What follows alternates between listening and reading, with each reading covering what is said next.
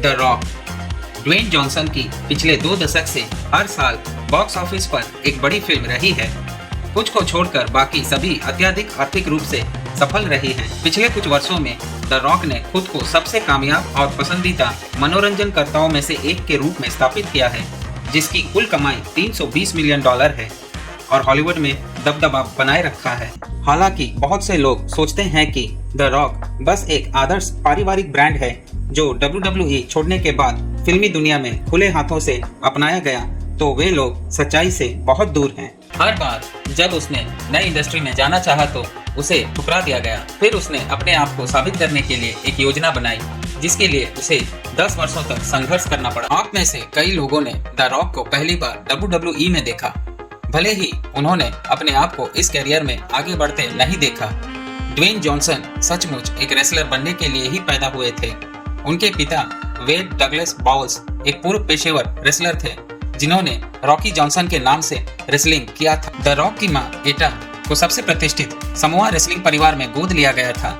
उनके पिता wrestler high chief Peter मेविया हैं और उनकी पत्नी लिया रेसलिंग प्रमोटर में से एक हैं, जो निश्चित रूप से वाइल्ड समोआ से शादी के माध्यम से द रॉक को संबंधित बनाती है। इस परिवार से कुछ रेसलर्स के नाम हैं योकोजुना, रिकीसी और रोमन रीगन्स। हालांकि द रॉक बड़े होकर रेसलर बनना नहीं चाहते थे। उन्होंने अपना बचपन कुछ समय के लिए ऑकलैंड, न्यूजीलैंड में बिताया। फिर हेम्पडेन, कनेटिकट चले गए, जहां उन्होंने मिडिल स्कूल से प्राथमिक शिक्षा प्राप्त की।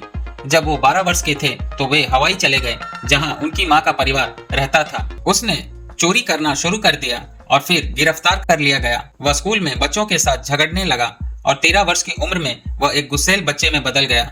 मार्गदर्शन के अभाव में वह खो गया था, इसलिए परिवार पेंसिल्वेनिया में बसने से पहले फिर से नैशविल, टेनेसी में स्थानांतरित हो गया।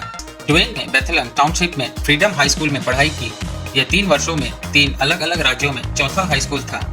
जॉनसन को प्रत्येक स्कूल में प्रिंसिपल के कार्यालय के बाहर बार बार खड़ा होना पड़ता था और 17 साल की उम्र से पहले छोटे मोटे अपराधों में शामिल था। उसे चोरी और चेक धोखाधड़ी करने के लिए कई बार गिरफ्तार किया गया था।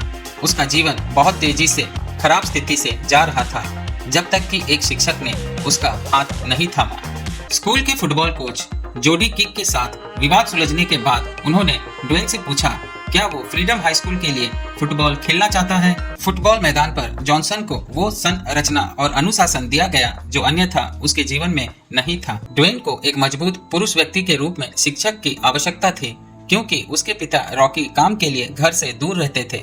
6 फुट 4 और 230 पाउंड के जॉनसन ने डिफेंसिव लाइन से कहर बरसाया तो उन्हें खेल से प्रेम हो गया। इस खेल ने ड्वेन के जीवन को एक नया दिशा और उद्देश्य दिया। कोच किक ने उसे बैठाया और कहा कि सुनो, तुम्हारे परिवार के पास पैसा नहीं है, तुम्हारे ग्रेड्स औसत हैं। अगर तुम इस शहर से बाहर जा रहे हो और अपने लिए एक अलग जीवन बना रहे हो तो फुटबॉल एक साधन है। ड्वेन की मानसिकता एक विद्रोही अपराधी से कुछ बड़ा करने का जुनून सवार हो गया। वह 3 खेलों के एथलेटिक बन गए, फुटबॉल, रेसलिंग और ट्रैक फील्ड। ड्वेन ने केवल 2 साल खेला था, लेकिन उन्होंने NCAA डिवीजन 1 कार्यक्रमों का ध्यान आकर्षित किया। कॉलेज के सिलेक्टर्स ने उसे देश के शीर्ष 10 हाई स्कूल डिफेंसिव टैकल्स में रैंक किया। 1990 में उसने मायामी के कोचों पर पहली बार अद्भुत प्रभाव डाला। वह तेज था, वह मजबूत था और किसी से भी अधिक मेहनत करता था, लेकिन अपना पहला गेम खेलने से पहले ही उसके कंधे में चोट लग गई। ड्वेन ने वास्तव में सोचा था कि NFL उसका कैरियर बनने जा रहा है, और जब उसे एहसास हुआ कि उसके सपने पूरे नहीं होंगे तो वह गहरे अवसाद में पड़ गया। एकमात्र बैकअप प्लान रेसलिंग ही थी। हालांकि पैसों की अस्थिरता और लगातार यात्रा ने उसके परिवार और उसके बचपन को नष्ट कर दिया था।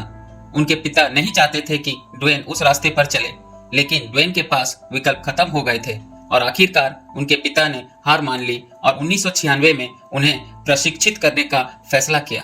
ड्वेन ने अपने पेशेवर रेसलिंग करियर की शुरुआत की। स्पष्ट कारणों से उसे WWF में हस्ताक्षरित होने में 1 वर्ष से भी कम समय लगा। वह 2 रेसलिंग दिग्गजों के बेटे और पोते थे। 17 नवंबर 1996 Madison Square garden survivor series में उन्होंने अपने पिता और दादाजी के रिंग नामों को मिलाकर रॉकी मेविया के रूप में अपना WWF डेब्यू किया। जॉनसन को WWF का पहला तीसरी पीढ़ी के रेसलर के रूप में प्रचारित किया गया था और 8 पुरुषों की एलिमिनेशन टैग मैच में उनकी रेसलिंग बिना अनुभव के बावजूद उसे लड़ना पड़ा। रॉकी ने जीत हासिल की। 3 महीने बाद उसने कंपनी की इंटरकॉन्टिनेंटल चैंपियनशिप जीती और अगले महीने अपना पहला रेसलमेनिया मैच लड़ा। हालांकि प्रशंसकों ने उसे खुले हाथों से स्वीकार नहीं किया। WWE प्रशंसकों में मीडिया के प्रति शत्रुता बढ़ने लगी क्योंकि उनके मैचों के दौरान डाई रॉकी डाई के नारे सुनाई देने लगे। आप में से बहुत से लोग जानते हैं कि रेसलिंग स्क्रिप्टेड होती है और परिणाम पूर्व निर्धारित होते हैं। यह एक लाइव एक्शन रियलिटी शो की तरह है, लेकिन रेसलिंग के बारे में एक चीज जो नकली नहीं है वह है प्रशंसकों का जुड़ाव।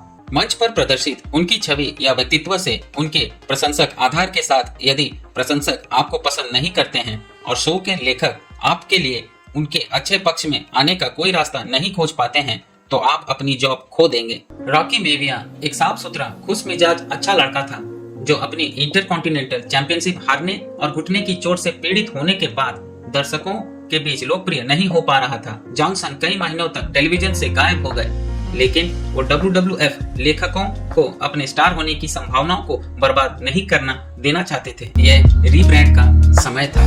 अगस्त 1997 में वो वापस लौटे, लेकिन काफी आक्रामक व्यवहार के साथ। जब भी दर्शकों ने उसे डांटा तो वे उन पर भड़क उठे। वह रॉकी मेविया से नाम बदलकर द रॉक नाम रख लिया। उसने आधिकारिक तौर पर हील का रूप किया, जो एक रेसलिंग शब्द है जो एक खलनायक की भूमिका निभाता है या एक प्रतिद्वंदी के रूप में अभिनय करता है, जो अब एक आत्म-केंद्रित, आत्ममुग्ध व्यक्ति की भूमिका निभा रहा है। जब भी संभव होता, नियमित रूप से दर्शकों, साथी रेसलर्स और इंटरव्यूअर्स का अपमान करता था। इस किरदार ने काम किया क्योंकि यह व्यवहार स्वाभाविक रूप से उसके पास आया और दर्शकों को इस नए व्यक्तित्व से परिचित होने में देर नहीं लगी। तब उन्हें ये नहीं पता था, लेकिन वो पहले से ही खुद को बॉलीवुड के लिए तैयार कर रहे थे। 1997 से 2002 तक रॉक पहले से द पीपल्स चैंपियन नाम से मशहूर हो गए। वह निसंदेह रेसलिंग दुनिया में सबसे प्रिय रेसलर थे। आईब्रो के एक उभार से लेकर उनके अनगिनत तकिया कलाम, कैच फ्रेजेस और अतिशयोक्तिपूर्ण व्यवहार तक, द रॉक ने खुद को स्पोर्ट्स एंटरटेनमेंट में सबसे प्रभावशाली व्यक्ति के रूप में प्रदर्शित किया। अपने करियर के इस पड़ाव पर द रॉक ने अपनी विरासत में किसी की भी विरासत को पीछे छोड़ दिया था। WWE इतिहास में सबसे सुशोभित चैंपियनों में से एक बन गए। 2000 के दशक की शुरुआत में रेसलिंग औसत दर्शक संख्या और रेटिंग में अपने चरम सीमा पर थी। इतिहास में सबसे लोकप्रिय समय में सबसे करीब होने के नाते रॉक एक आदर्श तूफान था जिसने उनके जीवन को हमेशा के लिए बदल दिया। उन्होंने सोचा कि रेसलिंग से एक्टिंग की ओर जाना इतना कठिन नहीं होगा, क्योंकि रेसलिंग में ज्यादातर समय अभिनय ही होता है। दोस्तों, द रॉक की फिल्मी सफर और बाकी कहानी हम दूसरे अध्याय में जानेंगे। वीडियो पसंद आया तो एक लाइक जरूर कर देना और ऐसे और वीडियोस देखने के लिए मेरे चैनल को सब्सक्राइब कर लेना।